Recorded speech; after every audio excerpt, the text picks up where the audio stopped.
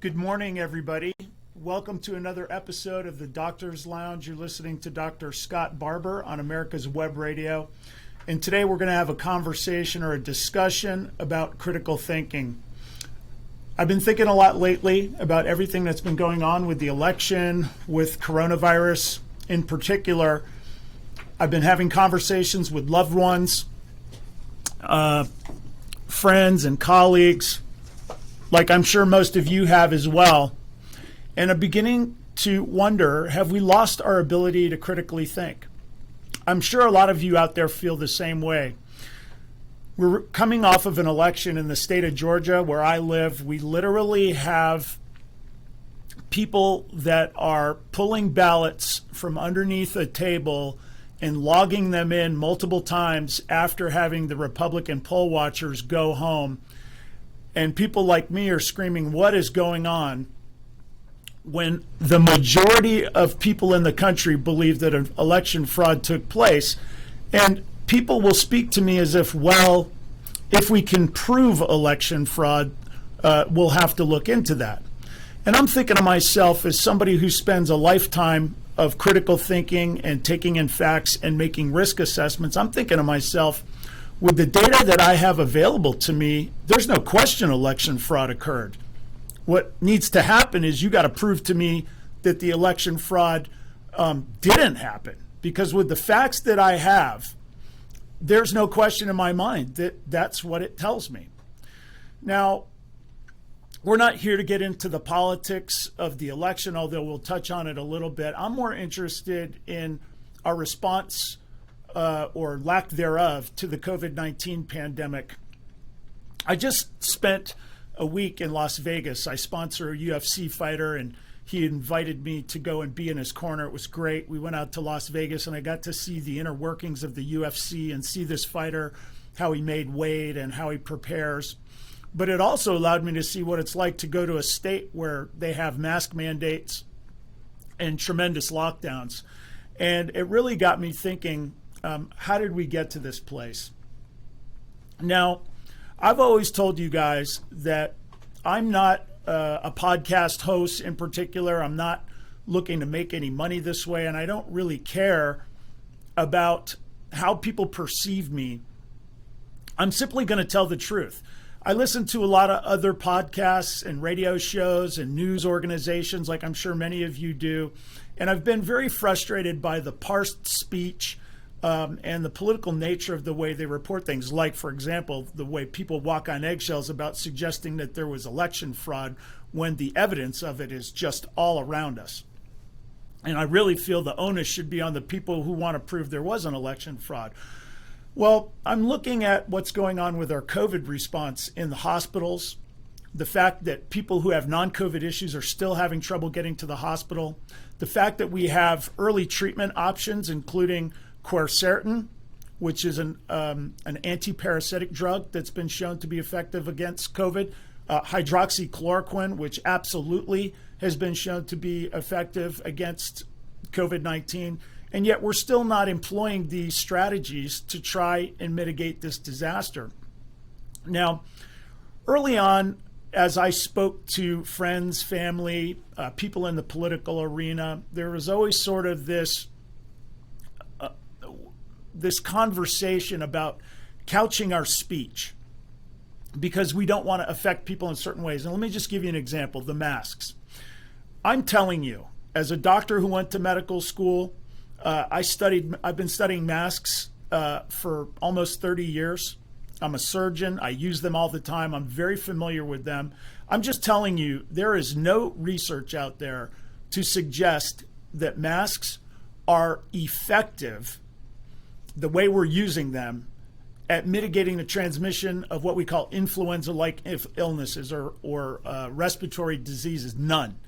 These cloth masks are absolutely ridiculous, and I'm being told by people not to bring it up, and because there's a psychological aspect of it, like people want to feel like they have some control, and so the mask allows people to feel like they're protecting themselves, and it gives them control. And so I'm being asked not to talk about it because I don't want to take that feeling of protection away from people, even though it's fake. And I've been sort of avoiding the topic for the most part because I know people are scared.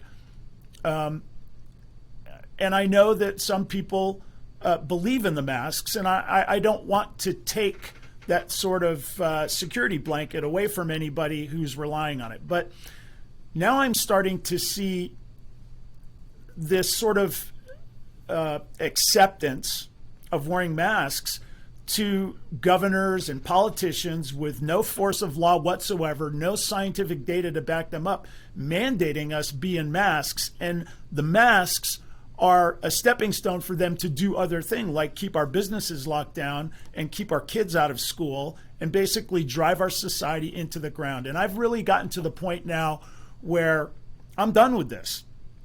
I want to talk about critical thinking. I want to take the data that we've had, and I've kind of put together a lot of information for you guys regarding the COVID pandemic that we've been experiencing over the year. A lot of it we've been talking about on this show. And I just kind of want to go through some of this stuff and do what we do on this show, which is let's think out loud. Let's just take the facts that we have available to us and let's talk about it. So I'm hearkening back to when America's frontline doctors, I was one of them, went to Washington, D.C. for the sole purpose of pointing out to the American people that there is 65 years of data backing up the safety and the efficacy of hydroxychloroquine. Now, when we were in Washington, D.C., we had 18 million live Facebook followers who were interested in what we had to say, and big tech censored us. And the predicate that they gave for censoring us was they made the assertion that we were making statements that were against the World Health Organization and the CDC. Basically saying that what we were saying about hydroxychloroquine was going against the recommendations from the World Health Organization and the CDC. But what they left out of that narrative was the fact that the CDC and World Health Organization recommendations were based on fake studies that were published in the New England Journal of Medicine and the Lancet, the number 1 and number 2 medical journals, respected medical journals on planet Earth, published fake, phony data, not weak data, not controversial data. It was fake and made up data. Now, where I come from, when somebody pulls such a blatant lie, such a blatant level of deceit, you sort of lose credibility. That's what I call critical thinking. If there's a person out there and they lie to me all the time and they tell me things that are not true, at some point I say to myself, I'm not going to take what those people tell me anymore and make any, I'm not going to believe them anymore. The New England Journal of Medicine and the Lancet phony articles, retracted articles, articles that a lot of doctors still don't even know occurred. That's how bad and how poor and how corrupt, frankly, our media has become, is that they won't even let us know this information. And it's these lies of commission and then these lies of omission that have really affected people's ability to critically speak. And really, the fundamental basis of today's show stems from my loved ones, the people in my inner circle, people who I respect and know that are smart and who I believe have critical thinking skills, but are still being manipulated by this constant propaganda that we're getting. Now, let's go back to the beginning of this pandemic, back in February, when the World Health Organization tweeted that there appeared to be no human-to-human transmission of the coronavirus. Well, we obviously learned that that was not true, and people like myself and many others said at the beginning that that does not seem like a very responsible statement. And you can go roll the tape, go check my Twitter feed from back at that time, and I specifically made the statement that that does not seem like a responsible decision if we have this supposedly novel coronavirus, which, by the way, they kept saying novel because they were trying to terrify you. I'm now convinced that that was their purpose, was to terrify you into accepting masks, accepting lockdowns, and in my opinion, all designed to help corrupt our election. But certainly they lied. And they didn't misspeak and they didn't get it wrong in an honest error. It had to be a conscious lie.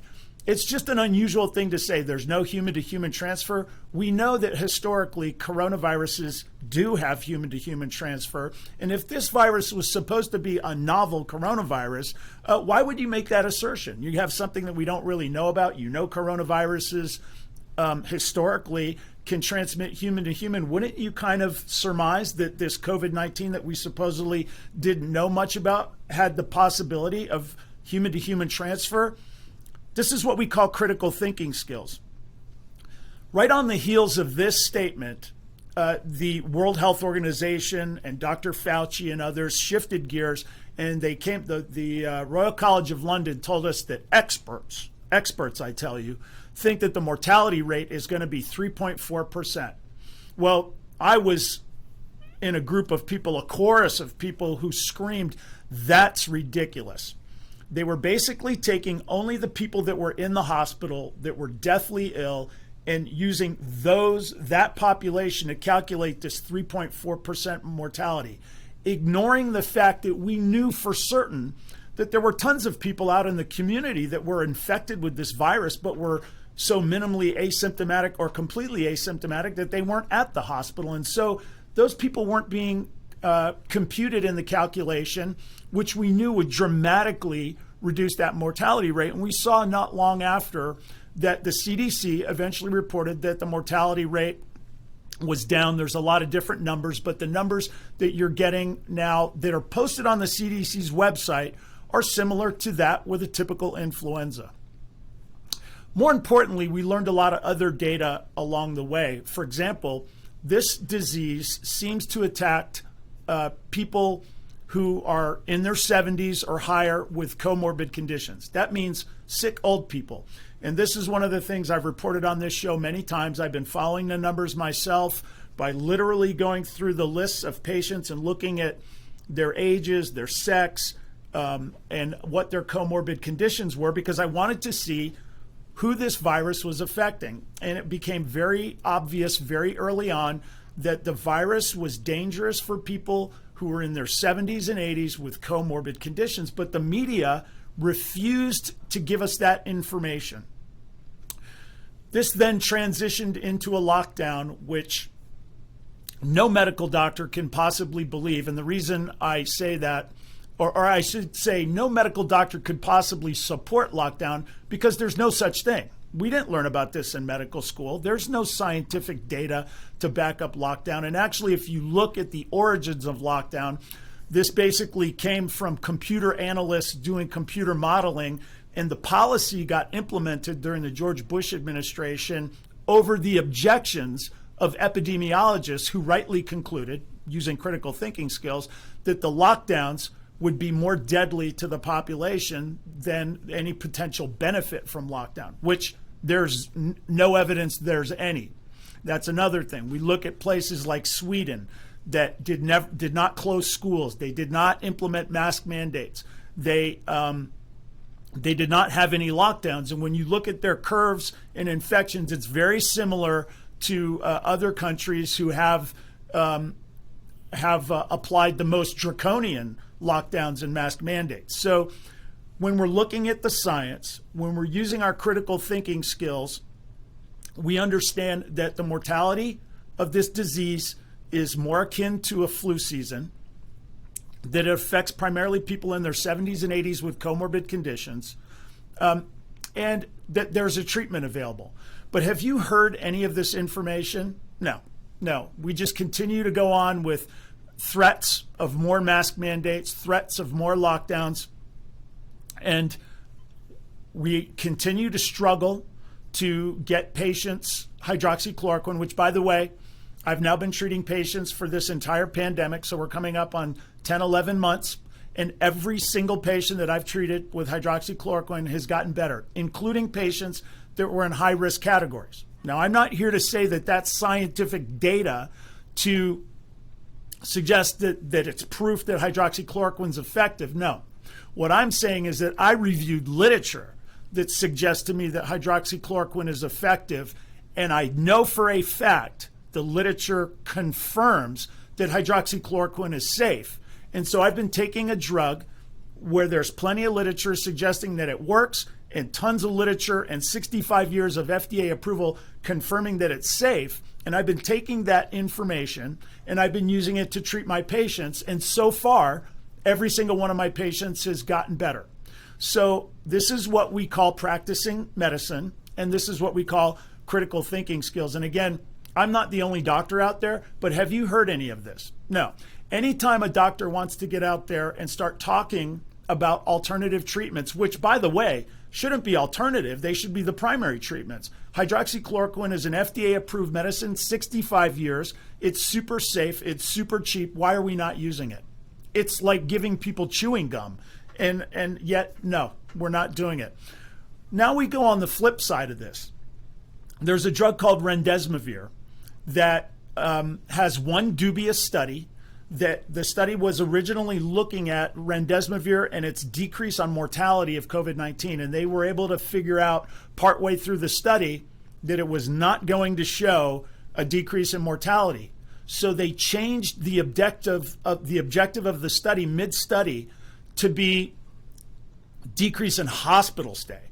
So you have this one dubious study that's not performed correctly based on scientific standards, that shows a slight decrease in hospital stay.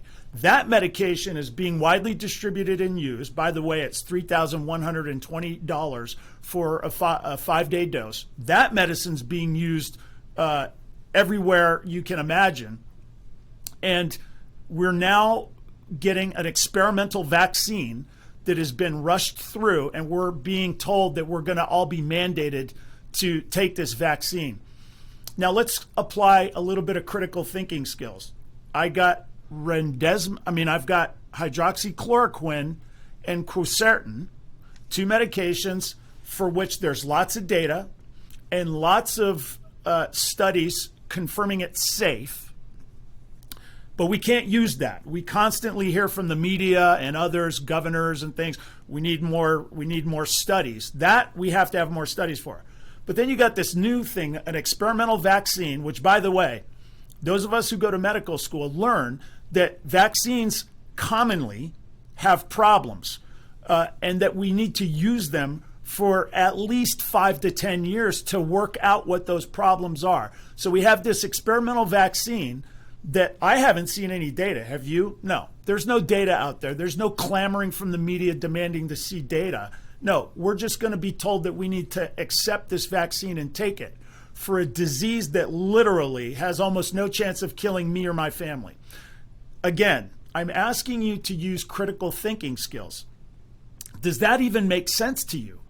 I have literally, based on the numbers that the World Health Organization, who I know they lie to me, and the CDC that happily propagates that fake information, even their own numbers tell me that my risk of dying from COVID-19 is less than it would be from dying from a typical influenza, which, by the way, I never worried a day in my life that I was going to die from the flu. And I certainly am not worried for my children.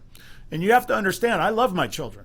If I thought there was any risk to them at all, I would definitely err on the side of caution. But what I'm actually seeing is kids are being denied their social relationships. They're being denied their ability to play sports, to go to their choirs, to go to their band practices, to do their drama clubs, to go on first dates, to go to proms.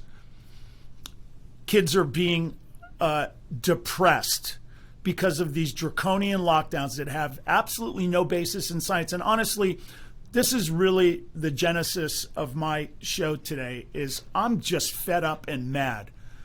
Now, fortunately for my kids, they have a situation. It's not ideal, but they're certainly not suffering like a lot of other kids are out there. We just saw a football player in Maine committed suicide because of the depression of these lockdowns. And there's absolutely no science for it. So we have a bunch of people who are always yelling at us about following the science. These are the same people, climate alarmists, that will tell us the science is settled, and they won't allow me to look at any more data on man-made global warming or man-made climate change. And I just want to ask questions, because If man is doing something to burn the planet up or to ruin our planet, I want to know about it because guess what? I live here. But I'm not an idiot. And I do have critical thinking skills. And I'm asking myself, they've been screaming about climate problems my entire life. First, it's going to be an ice age. Then we're going to all burn up. And then when that doesn't happen, it's climate change. I mean, that just on the face of it is so ridiculous that it sends up my antenna. Critical thinking skills. It seems like they tried the cold stuff. That didn't work. They tried the heat stuff. That didn't work. And then they do climate change, which is basically no matter what happens, we get to say there's man-made climate change.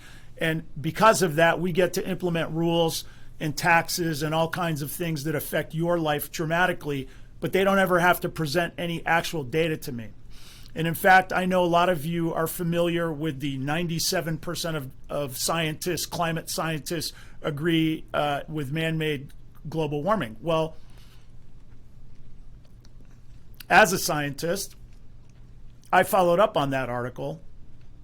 And basically the reality is of the climate scientists that they looked at, which by the way, there's no list of all the climate scientists out there. So there's no way they know that it's all the scientists. But of the scientists they looked at, 2/3 of them, 66%, opted to not make an opinion at all because they basically said to themselves, I have no idea if man is contributing to climate change.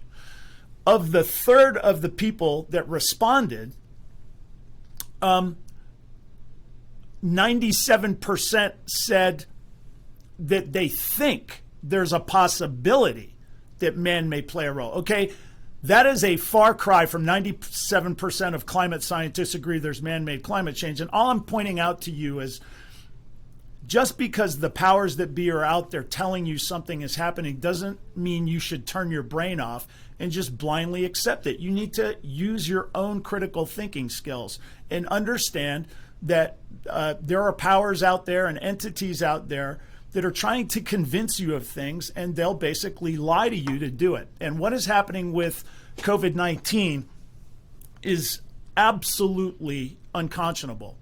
And sometimes I feel like it's so commonsensical to me. I mean, I look at it and it's obvious, but I'm a doctor. I know coronavirus. I know masks. I know medicine. I know these medicines, hydroxychloroquine. And so I feel like I have a unique perspective to be able to see right through this fraud. And I talk to people that I love, that I care about, that are also very smart. And I've realized that they have been influenced by this propaganda of this massive death pandemic that they think is occurring. And it got me to thinking, like, this propaganda to us, 24/7 red line hysterical with the masks on, is actually affecting a lot of people who don't have the benefit of having gone to medical school and studied hydroxychloroquine and masks and lockdowns and all of these things, coronavirus. And so what I'm trying to do is present you guys with some facts and some data so that you can make your own critical thinking judgments and understand that we're in the middle of something that is not nearly as bad as the government is trying to make it out to be. Now, we already talked about the New England Journal of Medicine and Lancet. When Donald Trump suggested that hydroxychloroquine would be effective, and by the way, that is not Donald Trump saying that. Donald Trump simply read in a book or in a paper, just like I did, that was the case. He was basically just reading data that's readily available to anyone. And quite frankly, he was correct. There is plenty of data out there to suggest that hydroxychloroquine may be effective, and I'm telling you it is effective, at the treatment of COVID-19 early. That's another thing. Early treatment. Every time they want to discredit hydroxychloroquine, they always present you research that shows late treatment when it's, too late. If you give it early, it seems to be very effective. So Donald Trump's making this assertion that is 100% true. And when he made that assertion, the company Gilead, which is the pharmaceutical company that makes remdesivir, so the alternative medicine, their stock dropped $21 billion. Now, you can use your own judgments as to what kind of motivations they had to discredit hydroxychloroquine so that we could be using remdesivir. But $21 billion drop in stock seems like a pretty good motivator to me. And what we know for a fact is that a company, right after Donald Trump made that assertion, a company called Surgisphere came into being that promoted this fake, phony data that got published in the New England Journal of Medicine and a Lancet that said hydroxychloroquine was not only ineffective at the treatment of COVID-19, but that it was deadly. It suggested that it was causing these heart conditions that were killing people. Now, I want to go back to critical thinking skills again for a minute. You got a medication that's been FDA approved for 65 years. We use it for prophylaxis for malaria. It's used in patients with lupus and rheumatoid arthritis, so sometimes frail people. We give it to young people, old people, pregnant people. 65 years, never a discussion of cardiac disease. So I, as a scientist, went back and looked through the data, and I think it was something like in the whole history, 65 years, 70 years of this medication, something like 50 people have died of cardiac issues that were attributed to the hydroxychloroquine. Zero of them at the doses that we would give to treat COVID-19. Do you understand that? A medication that's been in use for 65, 70 years, billions and billions and billions of doses, not one single death attributed to a cardiac issue, okay?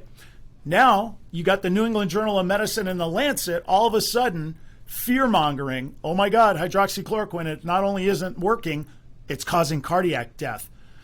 Again, I'm asking you to use critical thinking skills. I'm looking at this and I'm saying to myself, I was born at night, but I wasn't born last night. That was a lie. I knew it the minute those studies came out. Listen, this was a big deal. The New England Journal of Medicine and the Lancet, the number 1 and 2 medical journals on the earth, their peer review process is super rigorous. I personally have never been published in the New England Journal of Medicine or the Lancet, but I know people who have. It is very rigorous. I've been published for other journals, and I can tell you getting information past the peer review process is very, very difficult. And the point I'm trying to make is it doesn't seem plausible to me that this was an accident, okay? It seems to me the New England Journal of Medicine and the Lancet had to be in on this propagandizing. And again, you can use your own critical thinking skills to figure out if $21 billion and Gilead's desire to use remdesivir, which by the way we are, which by the way has one dubious study that only shows a slight decrease in hospital stay and no decrease in mortality. If you're like me and you're saying none of this adds up, well, then we're on the same page. So there's more. And we're going to get into it when we come back from this break. You're listening to Dr. Scott Barbour on the Doctor's Lounge. You're listening to me on America's Web Radio. We'll talk to you in just a minute. The Docs for Patient Care Foundation is your way to join the fight and become a member of an organization created by doctors for patients dedicated to fighting for your healthcare freedom and preserving the doctor-patient relationship. Get a pen and paper. Write down www.docsforpatientcarefoundation.org.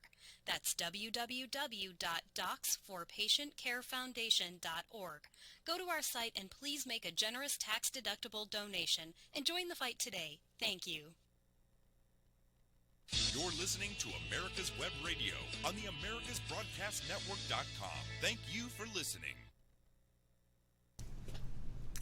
Welcome back, everybody, to America's Web Radio. You're listening to Dr. Scott Barbour on the Doctor's Lounge. And we've been basically talking about critical thinking on today's show. And I want to give everybody some food for thought regarding critical thinking skills. Now, I probably should have started the show off with this, but when I was in high school back in 1983, everybody read the book 1984 by George Orwell. And one of the important things we noted about that was the thought police was going to make the truth hate speech. And I can remember reading this book along with all of my classmates, and we were all talking about it. And I remember everybody thinking how crazy this was and how this could never happen in real life. And yet here we are 35, 40 years later, and we're actually living it. I've been listening to the book again on tape to remind myself, and it's really quite chilling this time around as we're actually living through this. And I'll think to myself, when I used to study World War II and study the Holocaust, and you'd see these pictures of people waiting in line to go to the gas chambers or waiting in line to be shot, I would ask myself, how could they just go along? How could they not all gather together and resist in some way? And it was confusing to me. And it took 50 years more of life, and it took a lifetime of experience to see how people behave. And my fear is that I'm seeing a lot of the same behaviors today as they must have been going through right then. There's this slow erosion of the rule of law. There's this erosion of critical thinking. There's this desire to burn books and ban information and discredit anybody who brings up anything that's not approved by the thought police. And I have it in my own life. People who love me and people who care about me, people who depend on me, tell me, keep your mouth shut. Don't put yourself out there. Don't expose yourself to cancel culture. And I think to what my father said about the leaders that you're looking for are inside you. You are the leader. You need to solve your own problems. Don't wait for other people to do it. Well, we're being faced with a crisis right now. And we need to band together, and we need to not be afraid to tell the truth. And, there's a famous sociology study where if a person gets up dancing in a big crowd, it doesn't really cause anybody to start dancing. But when the second person gets up and starts dancing, everybody else starts dancing. We all need to be that second person, okay? We need to be sharing our critical thinking skills with people that have either lost them or are just ignoring it because they think it's too painful. I have loved ones who tell me they just want to go to an island now. They're afraid of everything that's happening. And you have to understand, Ronald Reagan said it, if we lose freedom here, we're going to lose it everywhere. There is no safe place to go. The United States of America is the greatest society in human history. It's worth fighting for. And we need to all start by telling the truth. We all have different roles to play here. But one of the small things we can do is let's stop going along with this groupthink. Listen, I just told you guys I spent a week in Vegas at the UFC, which, by the way, is an absolutely first-class organization. I had a fantastic time there. But I got on a plane and I had my mask on, but I can take my mask off to eat, and I can take my mask off to take sips and drinks. Does this even make sense to any of you? You go to a restaurant and you got to put your mask on to walk to the table. But when you get to the table, you can take your mask off and you can start eating. But if you want to go to the bathroom, then you got to put your mask back on. You got to walk to the bathroom, you come back, you take your mask off, and you start eating again. Does this even make sense to anybody? I know it doesn't. I know it doesn't. When you say it out loud, I just saw a friend who's got a son who's in the band, and he's a trombone player, and he has a mask with a zipper. You unzip it, you put the trombone in your mouth, and you zip the mask up around this trombone. Folks, we've absolutely started to lose our minds. Cloth masks don't work. When people start talking about studies about masks that show that they may be effective, they are what we call in vitro studies in laboratories where they look at the particle size of droplets and suggest that maybe certain droplets will not go through the mask or that the droplets will not travel a certain distance. And then they extrapolate this out to suggest that the masks are effective. But there is no study that actually shows when people wore masks, you had a decrease in the transmission of influenza-like viruses. And I try to explain it to people like this. When you play football, I used to play football in high school, and so coach would draw up plays. And the plays were designed to create advantage for your team, and you would draw these plays up. It would be, you want this person to block that person, you want this receiver to go and do a down and in to draw off the coverage, and then the other guy would go and do a down and out, and he'd be wide open. And that's the way you drew it up on the drawing board, and you thought to yourself, okay, great, let's go to the game. No, of course not. That's not what you did. Drawing up the play is just the first part of the process. Now you got to actually take it onto the field and you got to start to practice it. Because what you may find out is the receiver going in and doing the down and in to try and attract the defense doesn't work. It's just not drawing the coverage the way you want it, which means the receiver that you're going to throw to isn't open. Or maybe the person who's supposed to be blocking the other guy is not big and strong enough, and the big guy is just coming in and getting to the quarterback before they can make a play. The point is, when you come up with an idea, you have to actually test it to see if it works. You find out things during that test and you make adjustments, and the science is never settled. We're always learning more, understanding more, getting better, gathering more data. Scientific research is not a one and done. You don't do a paper and just have, okay, well, we got that piece of information and you're done studying that and move on. No, you bring it in. It's just another piece of information. It's not all, it's just another piece. Sometimes it's a good piece of data. Sometimes it isn't. But what we never do is say the science is settled. And what we never do is retract information because we think people aren't capable of handling it. And that's another thing that just happened. We have a paper that was released by Johns Hopkins University. I'm sure all of you have heard of Johns Hopkins University. It's a respectable institution.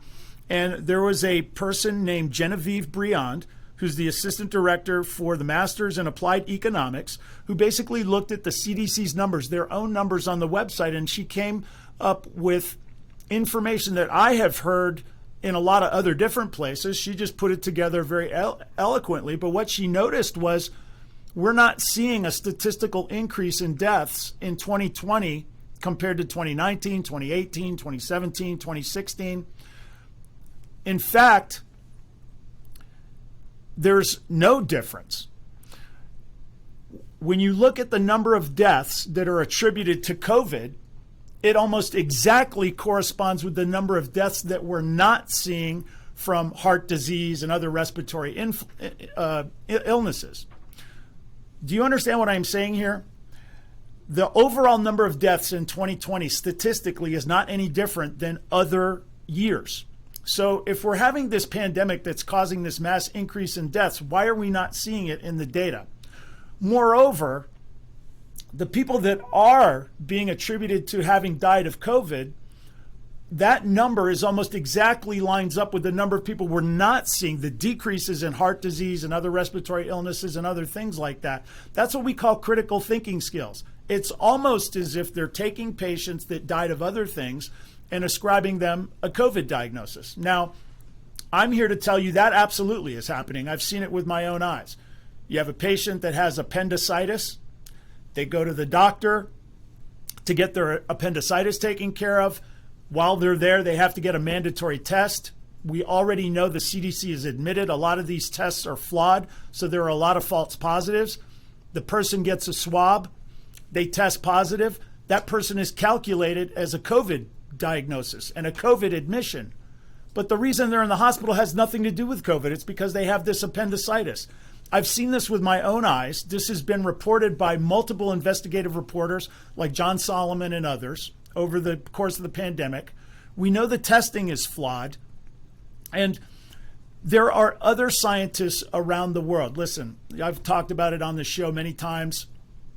I'm connected with doctors from around the world through email chains, text chains, and other methods so that we can share information and talk about issues of the day. And obviously, COVID is one of those issues. And there are respectable, reputable doctors out there that have made this assertion that when you look at the admission of patients with respiratory illness in 2020, that it's no different than other years, 2019, 2018, 2017, and it's true across the different age groups. So, of course, I can't say this out loud because the people who want to discredit everything I'm saying are going to call me a conspiracy theorist. You get people saying, well, what are you saying? There's nothing going on. You're telling me there's nothing happening. What I'm telling you is the data, and I want to look at it. I've brought this up a million times on this show. My practice has now been open the entire time, and we have not had a single hospital admission or a single death that I'm aware of. Now, How is that possible? If we have this deadly pandemic, we've been open almost a year. We have multiple clinics, a surgery center, thousands and thousands of patient interactions. Wouldn't you think that we would have come across anybody? Now, I've had people test positive. I've even had people get sick. But I've given everybody hydroxychloroquine early and they've all gotten better. Listen, this is just a piece of the puzzle. I'm not suggesting that my experience is unequivocal proof. What I'm saying is that I've read detailed data out there, and my data seems to be going along with what I'm reading. And more importantly, the people that are telling me I'm wrong have been caught lying to me about all kinds of things. They're lying to me about the numbers. They're lying to us about the efficacy and safety of medicines like hydroxychloroquine. They're lying to us about purported mortality rates. Now, I was really, really frustrated yesterday. I was on my way home, and my kids, we were talking about masks, and they got all kinds of activities coming up, and everybody's all panicking about being exposed to somebody who's being exposed and all this. And I can understand the parents' desire to be safe, but I was trying to explain to my children that they're asymptomatic, and the data shows that children, school-age children who are asymptomatic, simply do not transmit the disease to their teachers or to other adults. And my own kids are looking at me, no, we're super spreaders. They didn't use that term, but this is the propaganda that my own kids are getting, and it's really starting to irritate me. The data that we have on school-age children is the best research available, and it shows zero. The Iceland study, the Sweden study, in Brazil, places where they sent their children back to school, no lockdowns, no masks. They did haplotype testing of the virus. So, for example, if a kid went home and their parents got sick, they could actually determine that the parents did not catch it from the kid. And so the number is zero, not one single person in these studies. Now, that data is great data, and it tells us that we should be sending our kids back to school so that we don't cause any unnecessary damage in their social development and in their lives. But yet this data is just completely being ignored. Our kids are being forced to wear masks. They're missing all of their activities. And then people like me who are trying to bring this up are being censored by big tech because they say we're making statements that are against the World Health Organization. This person, Genevieve Briand, using the CDC's own data. The numbers are the numbers. I left out the fact that Johns Hopkins retracted this story. So this data got published on November 22nd, 2020. Then people like me looked at it. It comported with other data that I've seen, but Johns Hopkins is a reputable university. This was a very elegant study, and the numbers are the numbers. And then on November the 26th, Johns Hopkins retracted it. And they used this, this is what we call the thought police, right? We cannot allow people to use this misinformation to create a dangerous situation for the public. And I'm thinking to myself, what are you talking about? The numbers are the numbers. I am a doctor and an educated person. Not that I have to be one, but you're telling me that I'm not allowed to look at the numbers? It's not like they're pointing out an error in calculation or some sort of problem or flaw in the study, like the New England Journal of Medicine and Lancet where it's fake data. No, they're not saying anything like that. They're just saying that the public is not qualified to process this data, so they retracted it. Okay? Now, to my loved ones who, somebody I really care about and who is super smart, tells me, well, this person, Genevieve Briand, is not a doctor.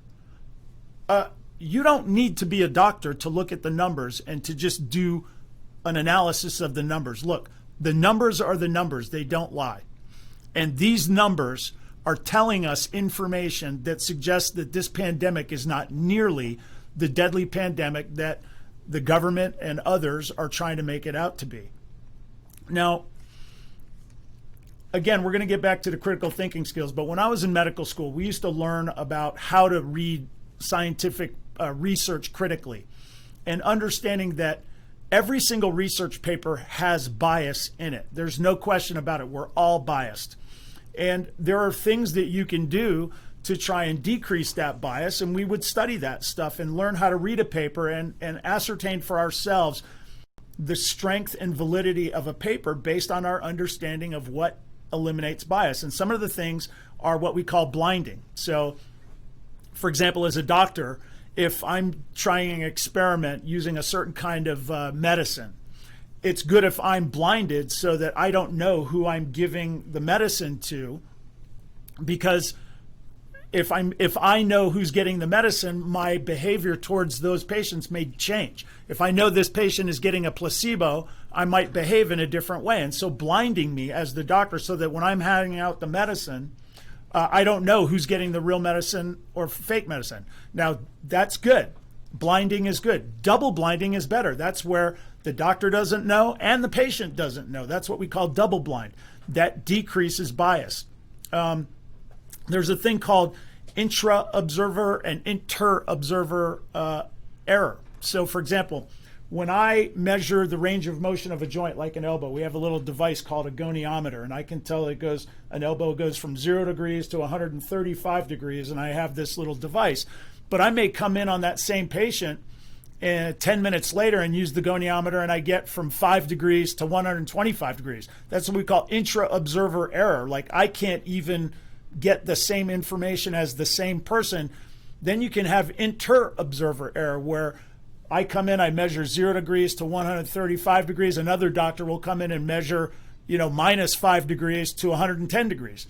And this information is off. That creates bias and error in the scientific research. We've completely lost any concept of that. These research papers that are on our kids with the Iceland study, these are fantastic papers with very limited bias that have PCR haplotype testing of the virus so that they know exactly who's transmitting to who. These are very well done and powerful studies. Then you have the CDC predicating their mask mandates on these 2 hairdressers in St. Louis that did a bunch of hair, and none of the people apparently tested positive. This is such a weak, poor study. It's not even a study, but yet this is the information that the CDC is trying to tell us is justification for them giving us these mask mandates. Man, this stuff does not even pass the smell test, and it's not critical thinking. If you sit there, and I notice every time I drink my coffee in the morning, the sun seems to come up. You can make the inference that, man, it's when I drink my coffee causes the sun to come up. Well, clearly that's not what happens. That's just a correlation, but the drinking of the coffee is not making the sun cut up. This is what these retrospective studies are doing, and that introduces another kind of bias. And this type of promotion of these poor studies by people who want lockdowns, who want mask mandates, who want to force us to take the vaccines, who wanted us to vote by mail. All of these people are citing these awful, poor studies that are not even remotely decent scientific research, and they're asking us to ignore things like the New England Journal of Medicine and the Lancet published fake data, or the studies that they're citing on remdesivir, one study that was changed midway through in terms of not looking for decrease in mortality, but looking at a decrease in hospital stay, which is a no-no when you're doing scientific research. You get one study like that, and yet we're being asked to use remdesivir. We got the vaccine coming out, and are already talking about mandating that we take the vaccine, and I don't know anybody who's actually seen the data to be able to verify it. I mean, this does not even make any sense. Now, I'm just going to tell you, when I was doing my fellowship in sports medicine, part of my my education was I had to do a research paper, and doing that research paper taught me a lot. I hate research. I'm a stallion. I need to be open and running, and I just can't stand research. Now, research is super important, and evidence-based medicine is important. Sadly, we're not doing that anymore. But that doesn't mean it's any less important. But let me just give you a little story to help you kind of understand the inside baseball of what's going on here. Now, I had to do this study, and I was operating with my mentor one day, and I noticed that every time we did an ACL, he would take a chunk of the tissue and he'd send it to the lab for a bacterial analysis. And I asked him, why do you do that? It's such an odd thing to do. And he said, I once had a patient that got a Clostridium infection from an ACL, and I think that it came from a dirty graft, but the company that sold me the tissue said that it was me, that I contaminated it. And I thought to myself at the time, Clostridium is gangrene. It's from the dirt. And it's just not the kind of infection that you get in an operating room. When we get infections from the operating room, it's usually staph or strep, bacteria that live on our skin. So I thought, man, that is a really unusual infection to get, Clostridium. So I said, you know what, I'm going to do my research paper on that. So I started reading about it and studying it. And at the time, there were a few deaths nationwide from people getting what we call allograft, which means to get cadaver tissue when we do orthopedic surgery. And I'm thinking to myself, okay, this person that my mentor did got an infection, and I had a few other patients that I knew died and got sick. And so I started gathering this data and researching. I went down to a conference somewhere, and I started talking to another doctor, and I started sharing with him the story that I had this patient with a Clostridium infection, and he looks at me and he goes, oh my God, so did I. Now you got to understand, I'd never heard of this before, getting a Clostridium infection from cadaver tissue when we're doing this orthopedic surgery. And here I have this other orthopedic surgeon who had the same experience as we did. So I got all of his information, and guess what? That surgeon who worked in a different state got the other half of the graft from the very same cadaver that we got. I mean, talk about lightning striking twice. At that point, there is no question that the company that sold the grafts sent us contaminated grafts. So the next thing was, how did this happen? So me, being a pretty smart person and being an educated person, I thought to myself, you know what? I bet we know the information as a scientific community. It's just we're not connecting the dots. And what I mean by that is, when I was in medical school, I learned everything. You know, we learned microbiology and physiology and anatomy and chemistry and all this stuff. I mean, we learned on nutrition. And when I was studying that stuff in medical school, I had a tremendous breadth of knowledge. I knew all kinds of stuff. But then I got into my residency, orthopedic surgery, and now I've been practicing orthopedic surgery for a long time. And of course, my orthopedic surgery knowledge is tremendous.